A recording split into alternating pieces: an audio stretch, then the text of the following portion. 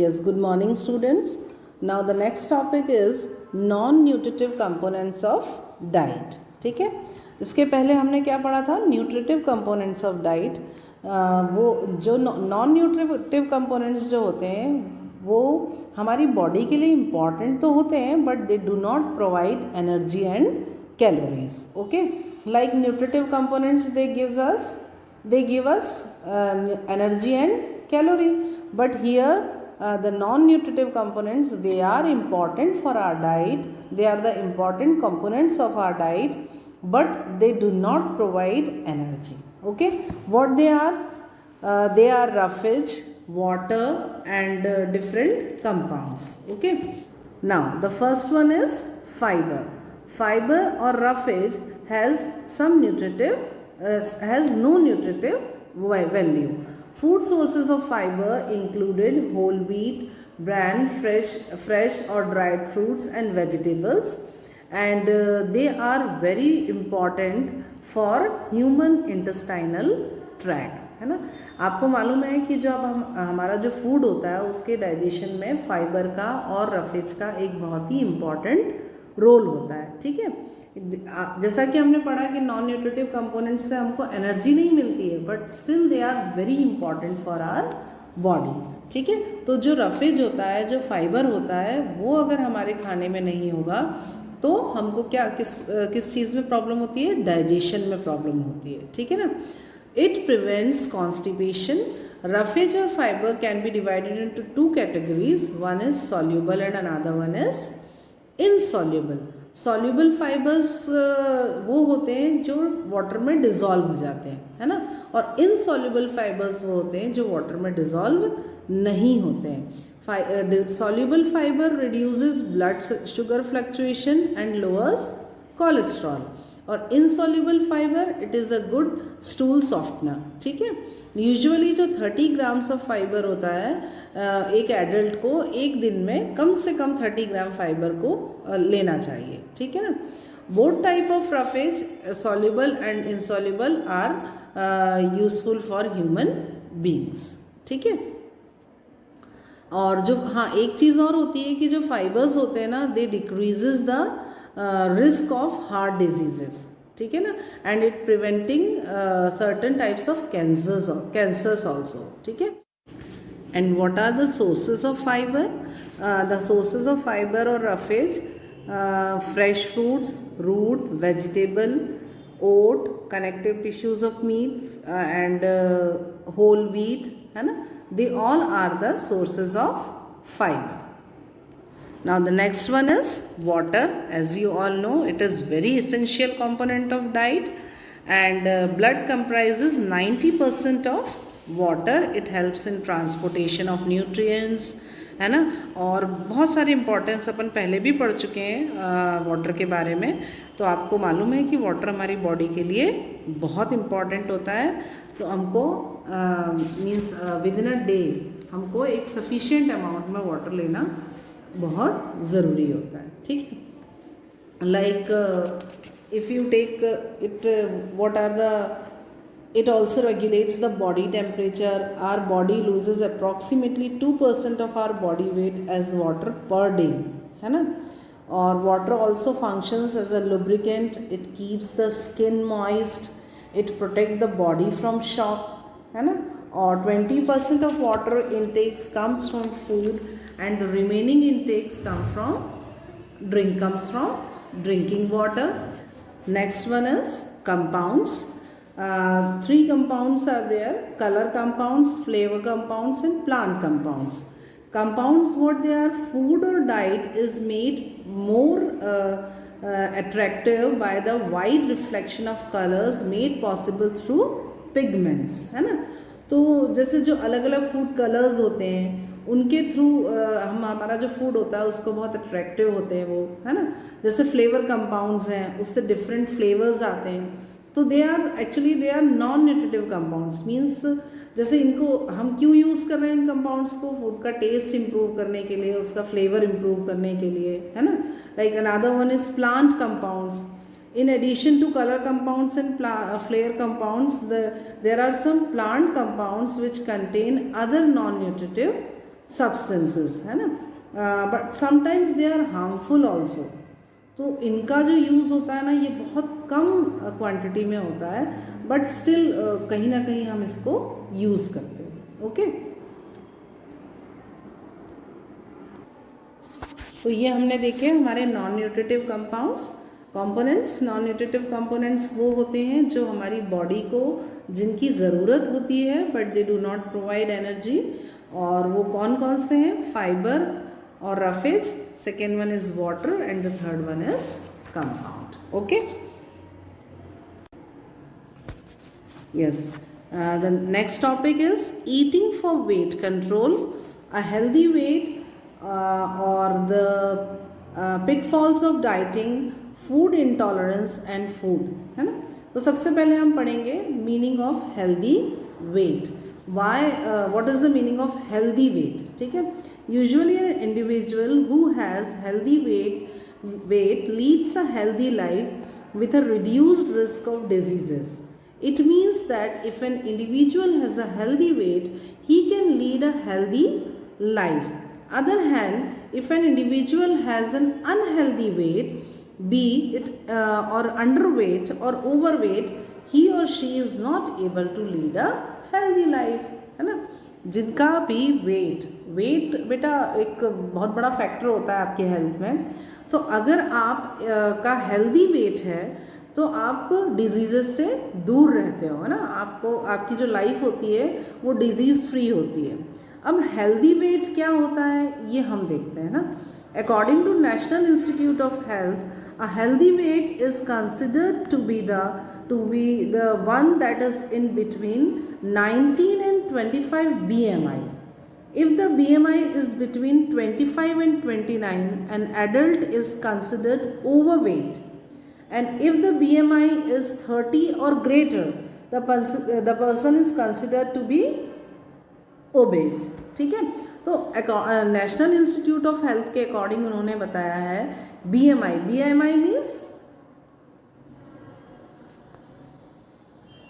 Means body mass index. अगर आपका body mass index 19 से 25 के बीच में है तो क्या है? तो आप एक हेल्दी वेट में आते हो, है ना।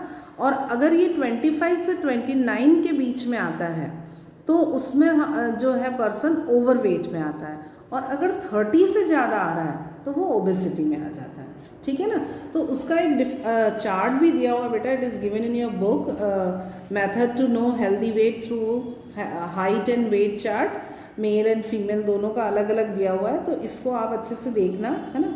और आपको समझ में आएगा कि इसमें डिफरेंट जो वेट दिए हुए हैं ना, कि हाइट इन सेंटीमीटर। एक्चुअली जो बॉडी मास इंडेक्स होता है वो हाइट के अकॉर्डिंग निकाला जाता है। तो ये आप इसमें जो डिफरेंट ये दिए हुए हैं, जो चार्ट में डिफरेंट चीज़ें दी हुई हैं हेल्थ और वेट के बारे में, तो उसको आप देखना और समझना, because they both are related to each other ना, healthy and wait.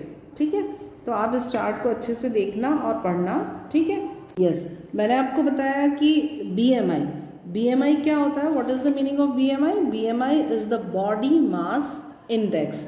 And how we calculate the body mass index? The formula is weight in kg upon height in meter square, और you can say weight upon height into height। तो किसी भी person का जो wait होता है उसको हम हाइट इंटू हाइट से डिवाइड करते हैं, तो और वो जो उसका जो रिजल्ट निकल के आता है that is the BMI।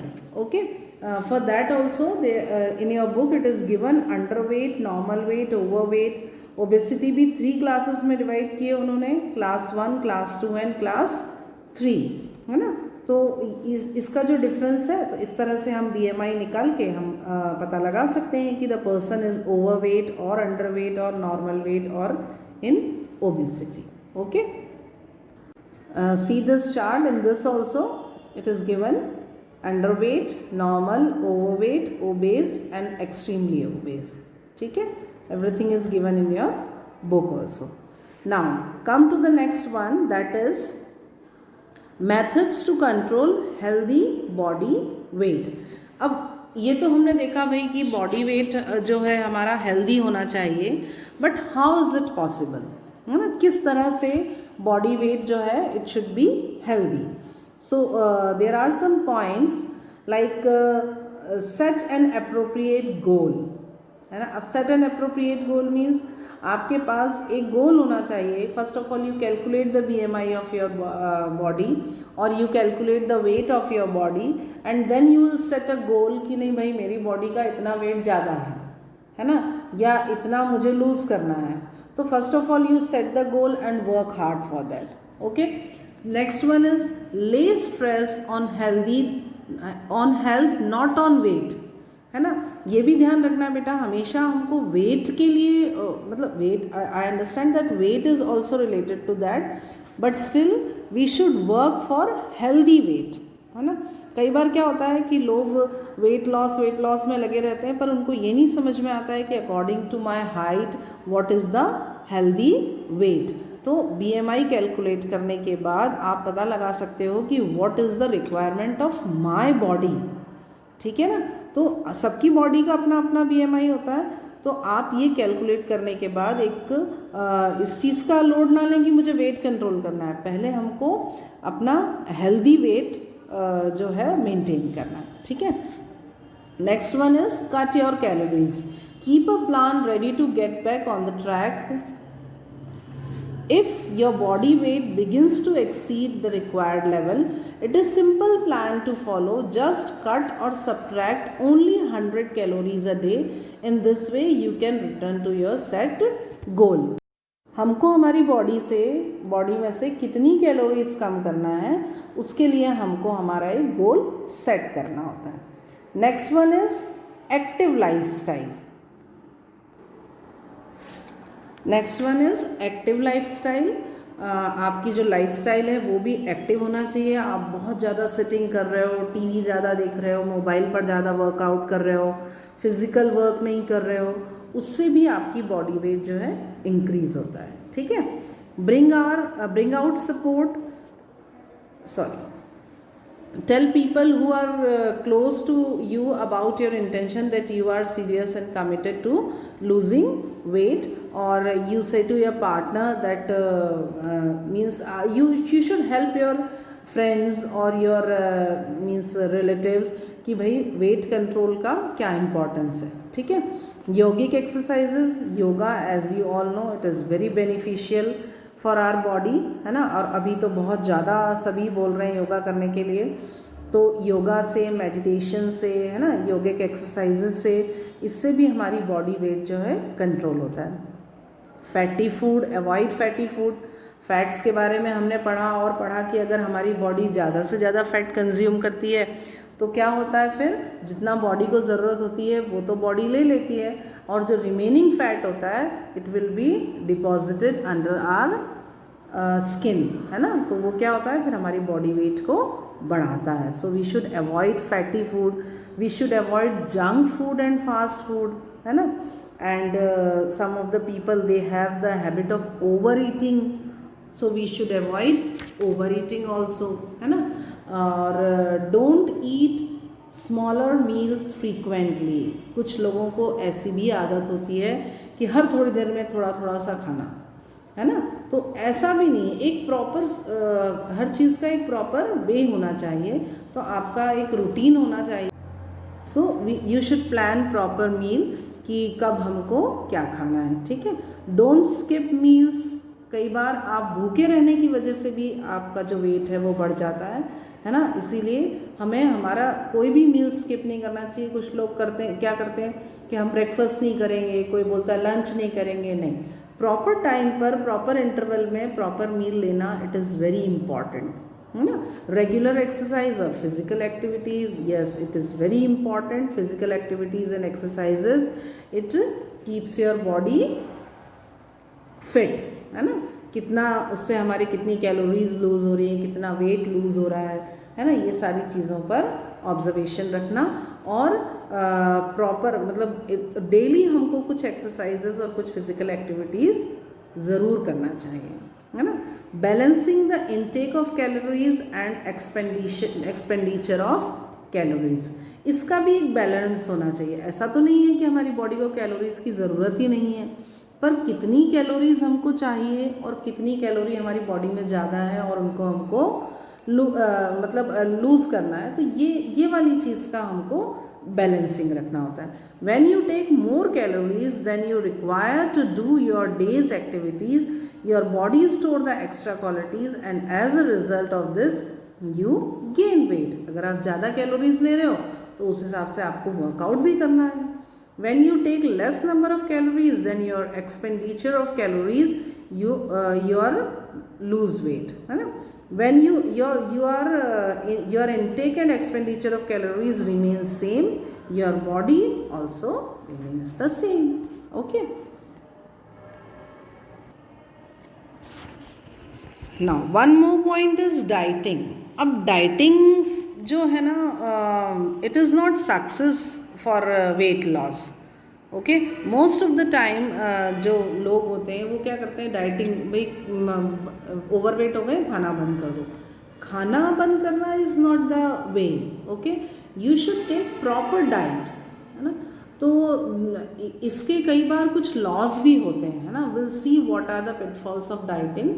So now move towards the topic, the pitfalls of dieting. Nowadays everybody wants to remain slim and trim, है ना. People who are overweight, they use various methods to lose weight, and most of them they use dieting, है ना. Dieting में क्या होता है, starting में तो बढ़िया अच्छे रिजल्ट्स आते हैं, सक्सेस हो जाते हो, लेकिन उससे क्या होता है कि आपकी जो बॉडी होती है ना वो अंदर से वीक हो जाती है. ठीक है, इसके जो लॉस हैं वो अपन डिस्कस करेंगे. The major pitfalls of dieting are extreme reduction of calories. ठीक है, जैसा कि हमने पढ़ा कि calories are also important for our body. तो अगर हमारी बॉडी से कैलोरीज ज़्यादा रिड्यूस हो जाएंगी then it will be harmful for our body. ठीक है, next one is restriction on some nutrients. Generally some nutrients like carbohydrates and fats, ये भी हमने देखा है कि ये भी हमारी बॉडी के लिए इम्पॉर्टेंट है. ठीक है, बट जब आप डाइटिंग करते हो तो ये चीज़ें लेना बिल्कुल बंद कर देते हो. ठीक है, स्किपिंग ऑफ मील्स. कई बार लोग क्या करते हैं कि भाई हम तो दिन में एक बार खाना खाएंगे, दिन में 2 बार खाना खाएंगे, तो आप एक आध मील को स्किप कर देते हो. That is also very harmful for our body. Intake of calories through beverages. कई बार लोग क्या करते हैं कि खाना नहीं खाएंगे और ड्रिंक के थ्रू जो है मीन्स जैसे जूस ले लिया या कोई सॉफ्ट ड्रिंक ले लिया. पर किसी भी चीज़ का कोई कंपैरिजन थोड़ी होता है. जो प्रॉपर मील होता है उसका और बेवरेजेस का कोई कंपैरिजन ही नहीं है ना.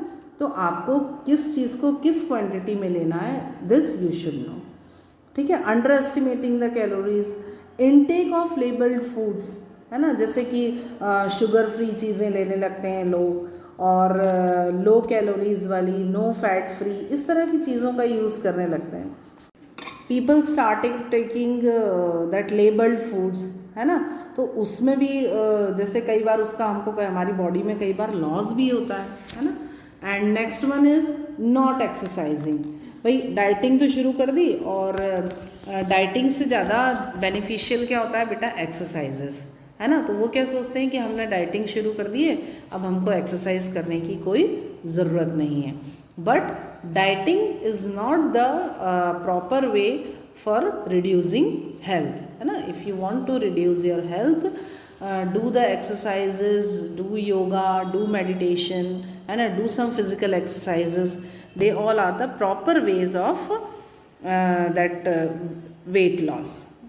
And the next topic is food intolerance. अब फूड इंटॉलरेंस क्या होता है बेटा, कई बार आपने देखा होगा कि सबकी बॉडी का अपना अपना एक कल्चर होता है ना. कई बार ऐसी चीज़ें होती हैं कि कुछ खाने से हमको वो डाइजेस्ट नहीं होती है ना. और कई बार ऐसा भी होता है कि कुछ चीज़ें अगर हम ले रहे हैं तो उससे हमको गैस्ट्रिक प्रॉब्लम हो जाती है, एसिडिटी होने लगती है ना, आपको ईचिंग होने लगती है. तो ऐसा सबकी बॉडी का अलग अलग होता है. तो that is called food intolerance, है ना. इसके जो कॉजेज़ होते हैं वो क्या होते हैं, food intolerance is caused by part और complete absence of activity of the enzymes responsible for breaking down or absorbing the food elements. These deficiencies are usually sometimes food intolerance can be diet related or can be due to illness also, है ना। कई बार तो ये भी होता है कि हमारी डाइट से भी रिलेटेड रहता है कि किस तरह की डाइट हम ले रहे हैं, है ना। और कई बार क्या होता है कि जैसे हमारी तबीयत ठीक नहीं है, हम बीमार हैं, तो उसका भी फ़र्क पड़ता है ना। इसके सिम्टम्स क्या होते हैं? इसके सिम्टम्स होते हैं nausea, stomach pain, diarrhoea, vomiting sensation, ठीक है, और हार्ट बर्न, हेडेक, है ना, और आपको ऐसा नर्वसनेस आ जाती है, ठीक है। ये सारे जो सिम्टम्स होते हैं ये फूड इंटॉलरेंस के होते हैं। तो how can you manage this food intolerance? Individuals can try minor changes of diet to exclude food causing adverse reactions, है ना। मतलब आप ध्यान रखें इन चीज़ों का कि भाई इन चीज़ों से हमारी बॉडी में फूड इंटॉलरेंस होता है, तो उन चीज़ों को हम अवॉइड करें, है ना। या फिर हम कोई थेरेपी अगर करवा सकते हैं, डॉक्टर को दिखा सकते हैं, तो इस चीज़ का हम ट्रीटमेंट कराएं, ठीक है। The next one is food maths. अब फूड मैथ्स क्या होता है कि क्या हमको लेना है। कई बार हमको कन्फ्यूजन होता है कि भाई क्या चीज़ खाएं, क्या ना खाएं, किसके बाद क्या खाना है, किसके पहले क्या खाना है, ये बहुत सारी चीज़ें होती हैं। तो कुछ पॉइंट्स होते हैं जो हमको हमेशा ध्यान रखना चाहिए।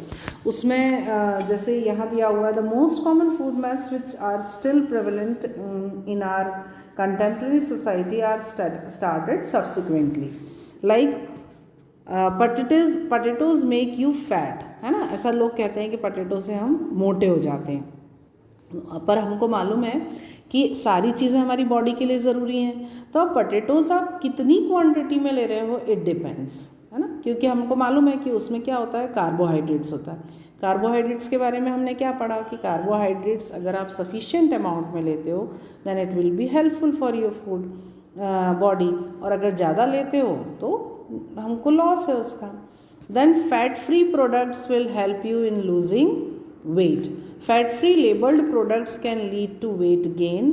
इन fact these foods have more calories and these products have the same number of calories in comparison to other regular food, ठीक है। Egg increases cholesterol level, so avoid them, है ना। Eggs are undoubtedly good source of health, और जो eggs होते हैं ये provide करते हैं nutrients, protein, vitamins, ABC, zinc, iron, calcium, है ना। तो पर वही है कि जो चीज़ हमको हमारी बॉडी को कितनी ज़रूरत है उतना ही हमको उसको लेना है। Drinking while makes you fat, ऐसा बोलते हैं कि खाना खाने के बीच में पानी पीने से आप मोटे हो जाते हो, ठीक है। It will slow down your digestion, it leads to excessive body fat. In contrary, there is a scientific fact that drinking water while eating improves digestion.